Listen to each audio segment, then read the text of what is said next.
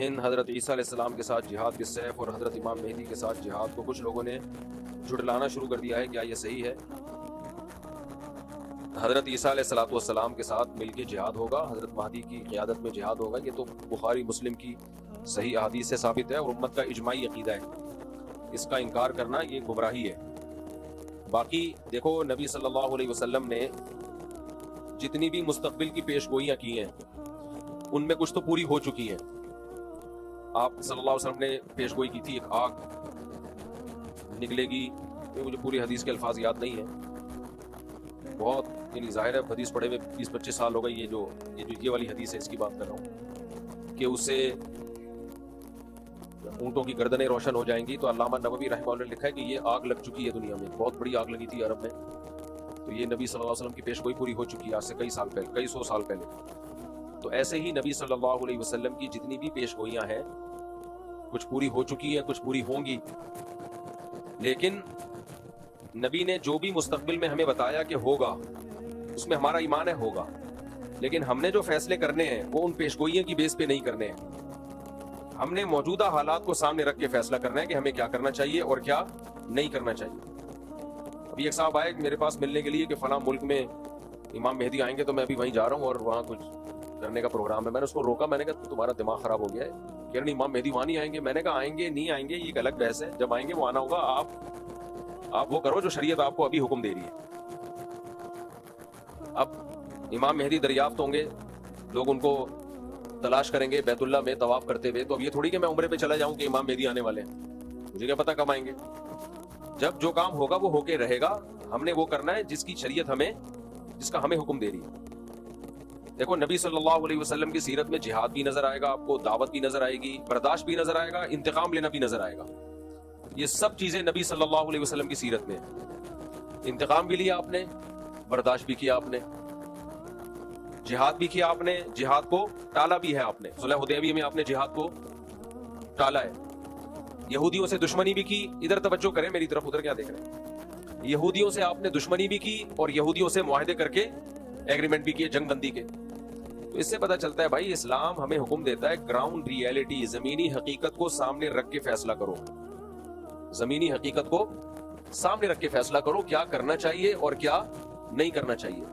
تو دو میدان ہیں جو اسلام نے ہمیں دیے، ایک میدان ہے دعوت کا اور ایک میدان ہے جہاد کا۔ جہاد کے میدان میں یہ فیصلہ کرنا پہلے ضروری ہے کہاں ہوگا کہاں نہیں ہوگا، اس کے اسباب کیا ہیں آپ کے پاس۔ نبی صلی اللہ علیہ وسلم نے مکہ میں 13 سال جہاد نہیں کیا، اسباب نہیں تھے۔ نوح علیہ السلام نے 950 سال جہاد نہیں کیا، اس لیے کہ 40-50 لوگ پوری قوم سے نہیں لڑ سکتے تھے۔ بنی اسرائیل نے حضرت موسیٰ علیہ السلام جب تک نہیں آئے فرعون کے خلاف بغاوت نہیں کی، اور موسیٰ علیہ السلام کے آنے کے بعد بھی بغاوت نہیں ہوئی ہے۔ کیوں؟ فرعون بہت طاقتور تھا، وہ بنی اسرائیل کے بچے ذبح کر رہا تھا، تو جو قوم اپنے بچے ذبح ہونے سے نہیں بچا سک رہی وہ اس کے خلاف تلوار لے کے کیسے چڑھ جاتی فرعون کے خلاف، اتنا طاقتور تھا۔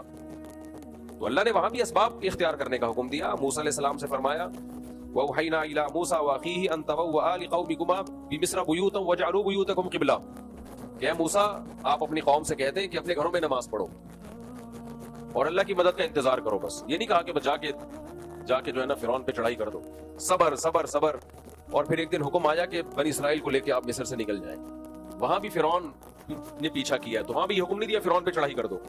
وجہ کیا ہے؟ طاقت کا توازن بولو ہے ہی نہیں، کوئی برابر بھی نہیں ہے نا، کوئی انتہائی طاقتور کے سامنے انتہائی کمزور۔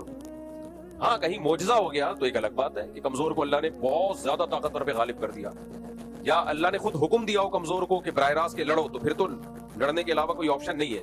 جب تک آسمان سے وحی نہیں آ جاتی وہاں پھر اللہ کا حکم یہی ہے اِن یکم منکم مئۃ یغلبوا مئتین، 100 اور 200 کا ریشو کم از کم ہونا چاہیے، آدھی طاقت ہونی چاہیے، آدھی بھی نہیں ہے تو میری اجازت نہیں ہے لڑنے کی، اتنی طاقت ہو تو جا کے کرو یہ کام، ورنہ آرام سے بیٹھے رہو، اس سے بھی جاؤ گے جو ہے۔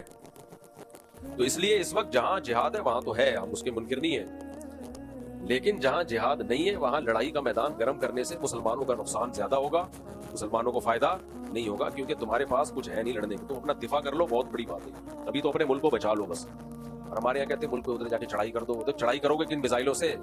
امریکہ سے میزائل لے کے امریکہ پہ چڑھائی کرو گے؟ امریکہ تمہیں جہاز دے گا اپنے اوپر چڑھائی کرنے کے لیے؟ تو ابھی اپنے ملک کو بچا لو کسی طریقے سے، اس کی سالمیت خطرے میں ہے. ابھی سب سے بڑا جہاد یہی ہے کہ ملک بچا لو آپ. تو دوسرا میدان ہے دعوت کا. دعوت کا میدان کیا ہے؟ نرم. اس میں تلوار نہیں ہے, جو تبلیغ ہے. موسیٰ علیہ السلام کو اللہ نے فرعون کے پاس بھیجا, قولا لہ قولا لینا لعلہ یتذکر او یخشی. فرعون کے سامنے جا کے بھی آپ نے نرم لہجے میں بات کرنی ہے. تو فرعون سے بڑا ظالم دنیا میں کوئی ہو سکتا ہے؟ اور موسیٰ علیہ السلام سے زیادہ افضل دنیا میں کوئی ہو سکتا ہے؟ اتنے جلیل القدر پیغمبر کو کہا جا رہا ہے کہ ایسے ظالم کے سامنے بات کیسے کرنی ہے؟ بولو, نرم. تو آج ہماری دعوت میں نرمی ختم ہو گئی. دعوت میں نرمی ختم. جو جہاد کی جو میدان میں کرنے کی چیزیں تھی وہ دعوت کے میدان میں ہو رہی ہیں. وہ بھی کافر ہے, وہ بے پردہ عورتیں. اب بے پردہ عورتوں میں بیان ہو رہا ہے تو یہ تھوڑی بیان ہوگا کہ تم سب جہنم میں جاؤ گے, سے وہ پردہ تھوڑی کر لیں گی. وہاں تو ادعو الی سبیل ربک بالحکمۃ والموعظۃ الحسنہ. اس کو تو حکمت سے دین کی دعوت دینی ہے, ان کو تو قریب کرنا ہے دین کی دعوت کے لیے. تو یہ بہت بڑا مسئلہ ہے. اب گھر میں جو شخص دیندار بن جاتا ہے وہ بدتمیز بہت ہو جاتا ہے. گھر میں جو بھائی نمازی پرہیزگار ہوگا وہ کیا ہوگا؟ بدتمیز. تو ماں باپ کہتے ہیں باقی سارے نارمل ہیں, یہ کچھ عجیب سی چیز آ گئی ہے مارکیٹ میں. اس لیے ہمارے حضرت فرمایا کرتے تھے کہ گھر میں جو دیندار بنتا ہے نا, نماز پڑھتا ہے, اس کو اپنے اخلاق بہت زیادہ اچھے کرنے پڑیں گے. بہت زیادہ اپنے اخلاق کو پہ محنت کرنی پڑے گی اس کو. تو دیندار لوگوں کو چاہیے بہت زیادہ احتیاط برتیں وہ, اس سے اللہ ان کے درجات بلند کرے گا. بات بہت لمبی ہو گئی. تو خلاصہ کلام کا یہ نکلا کہ بھائی جب امام مہدی آئیں گے جہاد ہوگا, عیسیٰ علیہ السلام آئیں گے جہاد ہوگا. ابھی آپ جو زمینی حقیقت کو دیکھ کے جو کرنا ہے آپ وہ کرو. لوگ کہتے ہیں میں امام مہدی کا لشکر تیار کر رہا ہوں, بالکل بھی آپ کو اس کی ضرورت بولو نہیں. کائنڈلی آپ یہ کام نہ کریں. کہتے ہیں میں عیسیٰ علیہ السلام کے لیے ایک لشکر تیار کر, رہنے دو بس. آپ وہ لشکر کہیں اور جا کے پھٹے گا, سب کو خراب کرے گا وہ لشکر. سمجھتے ہو؟ بہت لوگ آئے ہیں, بہت تحریکیں اٹھی, ہم عیسیٰ علیہ السلام کے لیے لشکر تیار کر رہے ہیں, اور پھر یہ ہمارا یہ لشکر یہاں سے اٹھے گا, ہوتے ہوتے شام میں جا کے حضرت عیسیٰ سے مل جائے گا. وہ انڈا موڑ پہ ہی ختم ہو گیا. تو جو ابواب الفتن ہے نا, نبی سے جو فتن کے ابواب ہیں, وہ ہمیں بتانے کے لیے کہ ایسا ہوگا. بس کرنا کیا ہے؟ کرنا وہ ہے جو آج سمجھ میں آ رہا ہے. ایک صاحب مجھے کہنے لگے کہ میں نے کہا کہ اتنی عورتیں بیوہ اور طلاق یافتہ عورتوں کی تعداد بھی بڑھ رہی ہے, ان کا گروتھ ریشو بھی بڑھ رہا ہے, اور مردوں میں موت بھی بڑھ رہی ہے مردوں میں. تو انہوں نے کہا دیکھیں تو قیامت کے قریب تو 50 عورتیں اور ایک مرد ہوگا, تو 4 شادیاں بھی کافی نہیں ہوں گی. حدیث میں آتا ہے قیامت میں عورتیں اتنی زیادہ ہوں گی, 40, ایک روایت میں آتا ہے 40 عورتوں کے مقابلے میں ایک مرد ہوگا. اب یا تو وہ ایٹم بم سے مرد مر چکے ہوں گے یا کیا ہوگا, یہ اللہ ہی بہتر جانتا ہے, لیکن ایسا ہوگا. حدیث میں آتا ہے 40 مرد اور ایک عورت, یہ ریشو ہوگا. تو اب میں کہوں کہ جی چونکہ قیامت میں ایسا ہوگا تو پھر تو اب ایک مرد 4 شادیاں بھی کر لے تو عورتیں پوری نہیں ہوں گی, تو کوئی فائدہ ہی نہیں ہے 4 شادیوں. ایک صاحب مجھے کہہ رہے تھے فائدہ ہی نہیں ہے, اس لیے تو کیا کریں ہم, تو ایک ہی کرو بس, ہم کو بھرنے دو. اور یا کوئی مفتی آگے فتویٰ دے دے کہ قیامت کے قریب 40 عورتیں ایک مرد ہوں گے, تو اس ایک مرد کے لیے 40 عورتوں سے نکاح جائز ہے. ابھی سے ٹریننگ شروع کر دیں ہم, اس کی تیاری. حکیم لوگ دوائیں ایجاد کرنا شروع کر دیں. بھئی ایک مرد اور 40 عورتیں ہوں گی, تو ایک مرد کو 40 عورتوں سے نکاح تو کرنا پڑے گا نا, تبھی تو عورتیں نمٹیں گی. تو اس لیے ہم ابھی سے تیاری شروع کر دیں, دوائیں کھانا لوگوں کو شروع کر دیں, اور فتویٰ دینا شروع کر دیں بھائی 4 سے زیادہ بھی جائز ہے. تو کوئی عقل مندی کا کام ہوگا؟ کوئی عقل مندی کا کام. اب اگر کوئی کہے بھائی ابھی جو ہے نا آپ لوگوں کو سمجھائیں, تیار کریں, 4 سے زیادہ شادیاں کریں کیونکہ ایک وقت آنے والا ہے کہ عورتیں اتنی ہوں گی, تو اس کا جواب کیا ہے؟ بھائی جب وہ وقت آئے گا تو اس وقت دیکھا جائے گا. ابھی ہم نے ابھی کے حساب سے اتنی عورتیں نہیں ہیں, ایک کے مقابلے میں 4 بھی نہیں ہیں, تو ابھی کے حساب سے جو ہے نا ہم اس پہ فتویٰ دیں گے. مستقبل میں جو ہوگا وہ ہوگا.